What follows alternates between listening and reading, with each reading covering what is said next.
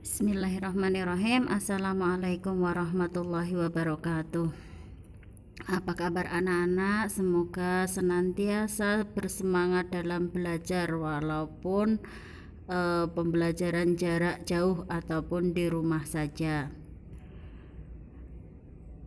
Pada kesempatan kali ini kita akan belajar mata pelajaran Ilmu Pengetahuan Sosial atau IPS kelas 7. Subbab yang akan kita pelajari adalah terkait dengan ruang dan interaksi antar ruang. Apa tujuan pembelajaran kita? Tujuan pembelajarannya yang pertama adalah agar peserta didik dapat menjelaskan pengertian konsep ruang, menjelaskan pengertian interaksi antar ruang, dan yang terakhir, peserta didik diharapkan mampu mengidentifikasi syarat-syarat interaksi antar ruang. Perhatikan ilustrasi berikut. Ini adalah bumi, tempat manusia dan makhluk lainnya tinggal. Ini adalah ruang kelas tempat siswa belajar. Dan ini adalah laut, tempat ikan dan makhluk hidup lainnya tinggal. Selanjutnya, apa itu ruang dan interaksi antar ruang? Ruang adalah sebuah tempat pada permukaan bumi, baik itu secara keseluruhan maupun hanya sebagian yang digunakan makhluk hidup untuk tinggal. Ruang tidak hanya sebatas udara yang bersentuhan dengan permukaan bumi, namun juga lapisan atmosfer terbawah yang mempengaruhi permukaan bumi. Ruang juga mencakup perairan yang ada di permukaan bumi, laut, sungai, dan danau, dan di bawah permukaan bumi atau air tanah sampai ke kedalaman tertentu. Ruang juga mencakup lapisan tanah dan batuan sampai pada lapisan tertentu yang menjadi sumber daya bagi kehidupan. Berbagai organisme atau makhluk hidup juga merupakan bagian dari ruang. Dengan demikian, batas ruang dapat diartikan sebagai tempat dan unsur-unsur lainnya yang mempengaruhi kehidupan di permukaan. Selanjutnya, apa pengertian interaksi?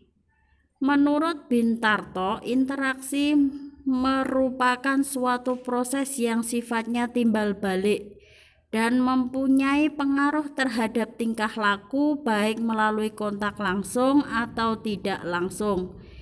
Interaksi melalui kontak langsung terjadi ketika seseorang datang ke tempat tujuan.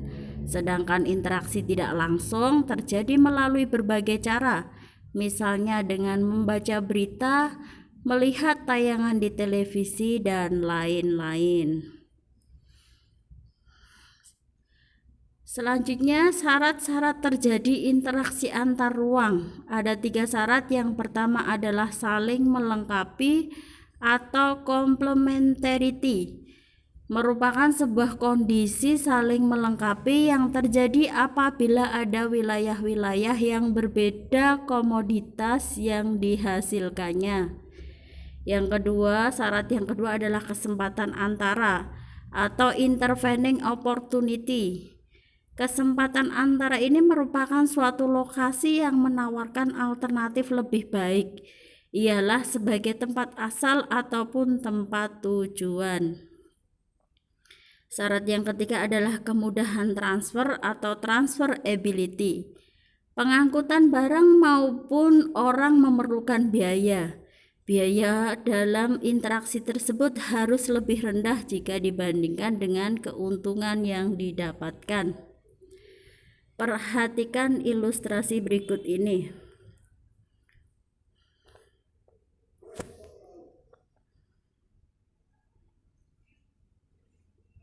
Wilayah A penghasil sayuran dan wilayah B penghasil ikan. Keduanya dapat saling berinteraksi.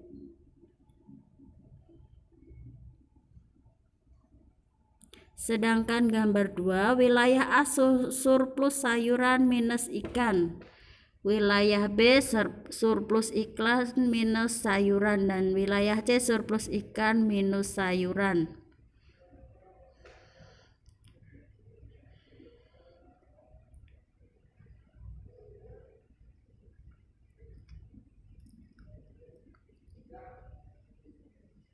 Gambar yang ketiga, ada seorang mengantar barang ke tujuan B, namun tidak jadi karena jalan rusak.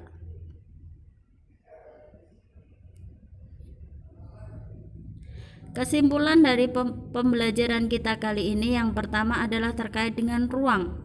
Ruang adalah seluruh permukaan bumi yang merupakan tempat hidup tumbuhan, hewan, dan manusia. Interaksi antar ruang adalah hubungan, peristiwa, atau proses yang menghubungkan suatu tempat dan memiliki dampak pada tempat lainnya. Interaksi dapat berupa perpindahan orang, barang, maupun gagasan. Selanjutnya, kondisi saling bergantung yang diperlukan untuk terjadinya interaksi adalah yang pertama, saling melengkapi. Saling melengkapi itu bagaimana? Kalau tadi diilustrasikan di materi sebelumnya, yaitu ada wilayah A dan wilayah B, di mana wilayah A surplus ikan, wilayah B surplus sayuran, maka kemudian keduanya dapat berinteraksi atau bertukar barang. Yang kelebihan ikan bisa menukarnya dengan sayuran, seperti begitupun sebaliknya. Terus yang kedua yaitu kesempatan antara. Kesempatan antara ini seperti apa? Kalau tadi diilustrasikan ada 3 gambar, yaitu wilayah A, wilayah B, dan wilayah C. Jadi misalkan wilayah A membutuhkan ikan, sementara wilayah B dan wilayah C keduanya memiliki banyak ikan, maka wilayah A akan memilih apakah mencari ataupun membeli ikan di wilayah B atau wilayah C. Itu bisa, kedua-duanya bisa, tinggal dipertimbangkan mana yang lebih murah biayanya, mana yang lebih dekat ataupun lebih murah biayanya. Terus yang terakhir yaitu kondisi saling bergantung yang terakhir adalah kemudahan transfer. Kemudahan transfer di sini lebih kepada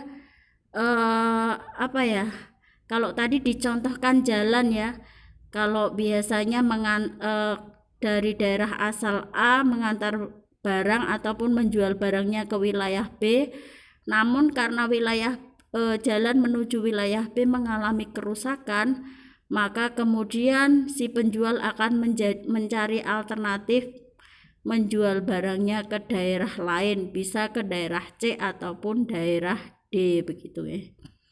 Ya, demikian pembelajaran kita hari ini. Semoga anak-anak dapat memahaminya. Kita akhiri pembelajaran kita. Wassalamualaikum warahmatullahi wabarakatuh.